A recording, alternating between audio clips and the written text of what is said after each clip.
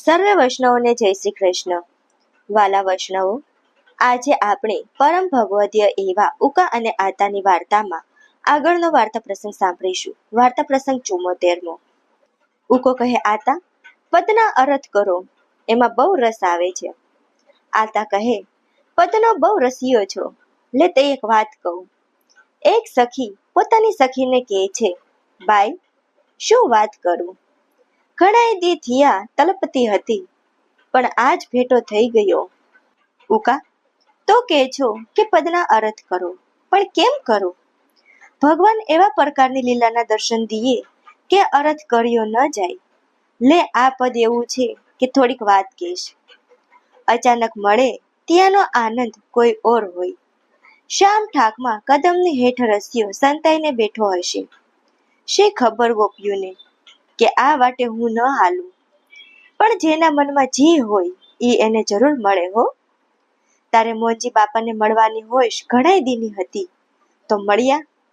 ભીમજીભાઈને કાળા બાપાની લીલા ગોષ્ઠીનો અનુભવ એકબીજાને પોતાના ઠાકોરજી કરાવે. એ વાત તું જેવી તેવી સમજજો. અચાનક દેખે પ્રેમ ઉભરાઈ જાય.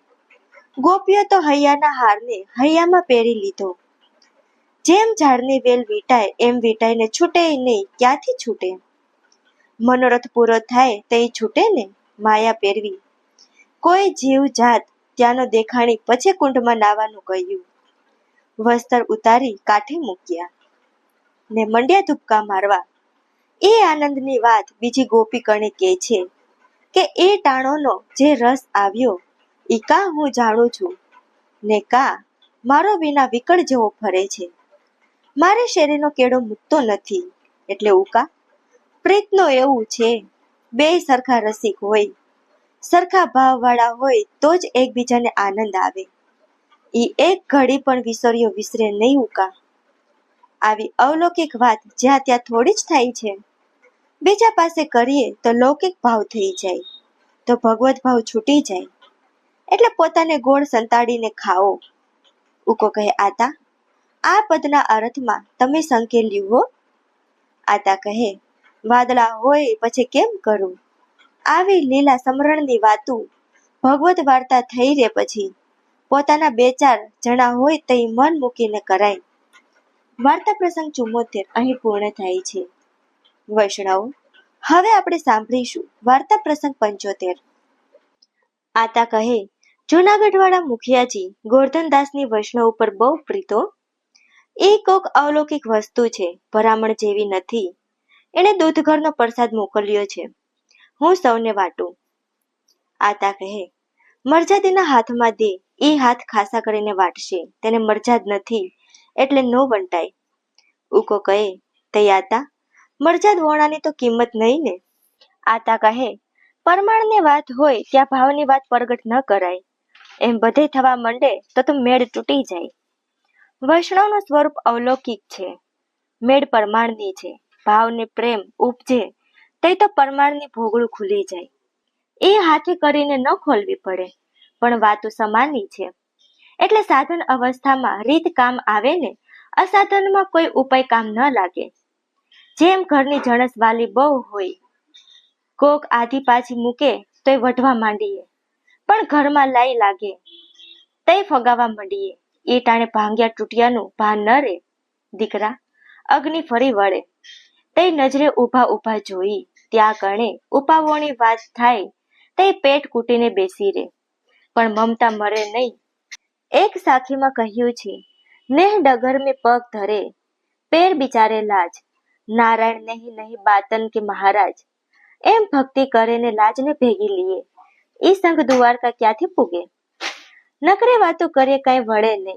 પણ છોકરા, જીવની અજ્ઞાનતા એટલી બધી છે કે નજરો નજર જોયેલી વાત સમજાતી નથી. હાથેથી કાવડિયું ન દઈ શકીએ, પણ પારકી માના મળે ને ઘરમાં ખાતર પાડે. ઘરને વીખી વલાડીને માલ ઉપાડી જાય ઈ સાખી લઈ. એટલે દીકરા, હું દોષ નથી જોતો, પણ દેખાય એવા કીધા વિના રેવાતું નથી. સવારથે બધાયમાં હેત ને સવારથ મટ્યો એટલે સામાય ન મળે.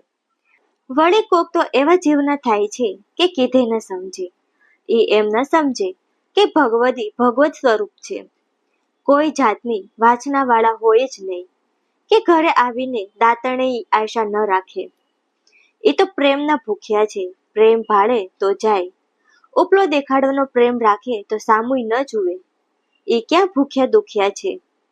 શેર બાજરી સૌને પ્રભુએ આપી છે, પણ જીવ સ્વભાવ એવા થાય છે કે મૂળથી જ પાપ કર્યા હોય એટલે પાપ જ ઉગે.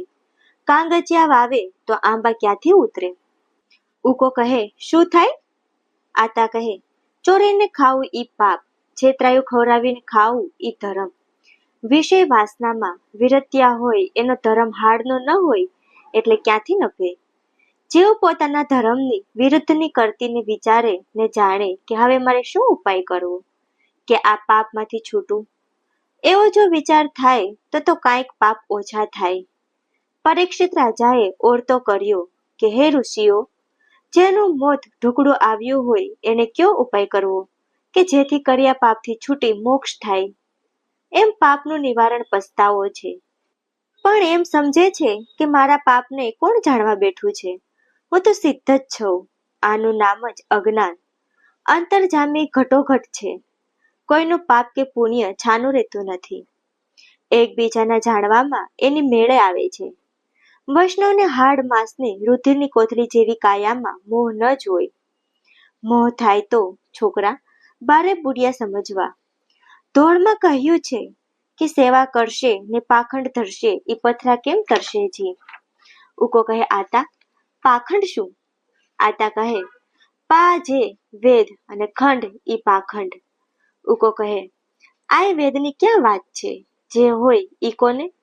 આતા કહે, આ માર્ગની પરંપરાથી ચાલી આવેલી રીત એને મનમાં ને માનવી ને ખોટી કેવી ઈ વેદના ખંડન બરોબર છે. વૈષ્ણવો, ઉકા આતાનો વાર્તા પ્રસંગ અહીં પૂર્ણ થાય છે. તો હવે મળીશું આપણે આગળના ભાગમાં આગળની નવી વાર્તાઓ સાથે.